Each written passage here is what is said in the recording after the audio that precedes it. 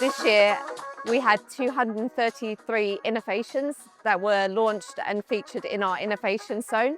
Working closely with our judges from around the world, they had a very tough time deciding who would be the best active and functional ingredient.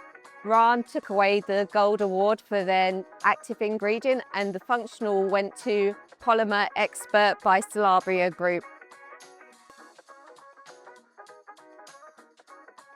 They look at the technical dossiers, they look at the claims that each of the ingredients have, and they basically spend a lot of time reading all the dossiers. And these ingredients stood out to, I think, all of our judges as being the best in class. I think the reason why these innovations are so important now is that we always are one step ahead to try and drive the next generation of cosmetics products.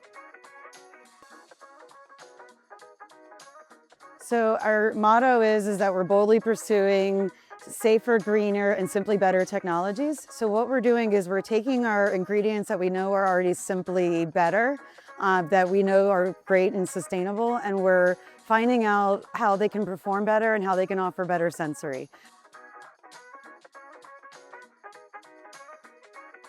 So one of the technologies is LexFeel Shine. And why it works right now is because we're looking at it for anti-frizz. And we believe that anti-frizz products are great currently, but they actually are produced with silicones. And we wanted to see, can we still get the same performance, but without silicones? So we went to a salon, took our technology, gave it into a salon person's hands and let her feel it, touch it, try it on different hair types. And we found that our products perform better. So instead of using forever chemicals, they're able to use our timeless ingredients and get really good results in their hair. So it feels lighter and bouncier, but also performs and looks good.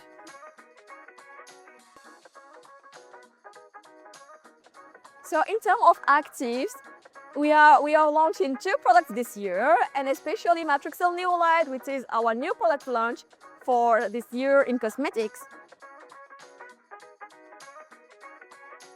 This technology allows smarter peptide release into the skin, better clinical performance compared to the original Matrixyl, the non-encapsulated one. Consumers were able to perceive the result just after 15 days of applications.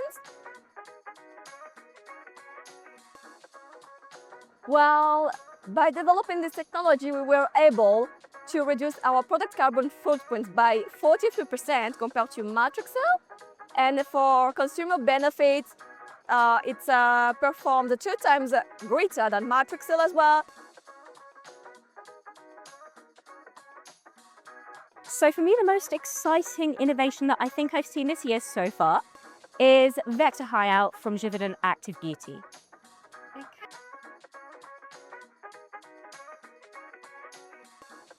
So the innovation, as far as I'm aware, because I'm not a specialist scientist, is an encapsulation technology that is hyaluronic acid based. So it is both a functional ingredient, but also an active ingredient, and it can be customized to work with either that company's active ingredients or the actual end producer's active ingredients as well. So it is a personalized solution for this industry, which I think is quite exciting, really.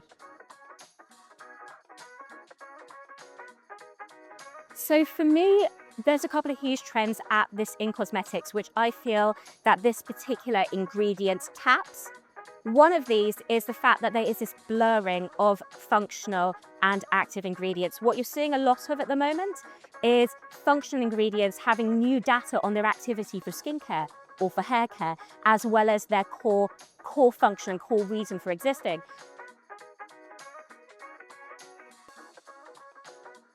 I've been really interested in all the SPF boosters that I've seen as the ingredient innovations. I'm just a nerd about SPF. As a consumer myself, it's one of those areas that really excites me. So they're really coming in and not only increasing the SPF capabilities, but quite often these boosters have additional anti-aging, glow boosting benefits to them. And so we're already in the era of skinified sun care, and these are just making them so much better. Environmental protection is top of mind. It's something that we've been talking a lot about in the trend space for years and years now, but our planet is still on fire and it's dire, and we have to face that from a beauty perspective as well.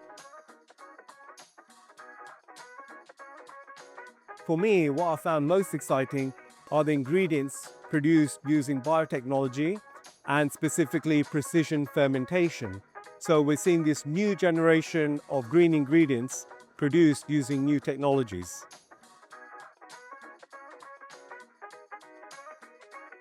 What stands out most for me is that biotechnology and precision fermentation is being used to produce ingredients which are, I would say, slightly contentious in the cosmetics industry.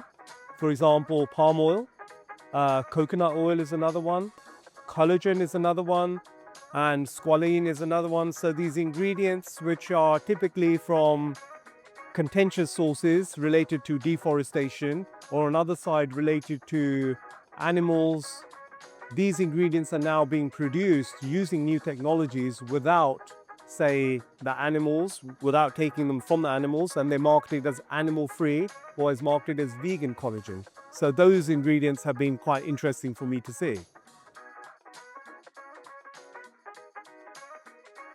Companies are looking ahead now and they're thinking, okay, look, we can't just look for new alternatives for vegetable oils or for collagen or for different actives. And this is where new technologies like biotechnology, plant cell technology are becoming very important, because you're no longer going to rely on weather for harvest. You're no longer going to rely on global supply chains. You can have refineries in your country where you're producing these ingredients, producing them with a lower environmental impact. It's better for the environment, and you're not causing deforestation. You're not taking them from animals, and then you can give them straight away to cosmetic companies or processors, and they can use them. Post-COVID, there was a little bit of a lull, and I really think it's more than the industry is back with a vengeance. It's really, really going for it. I think in cosmetics is a lot of energy. I like the 3 floors. It's more evenly laid out. Big, interesting, full of innovation. Everywhere you look, there's a new sensorial bar or a NutraCosmetics bar. It's just the place where you go for just the most interesting first signals of what's going to happen within the products that end up on store shelves. I think the show is still got a lot of buzz. There's a lot of excitement here.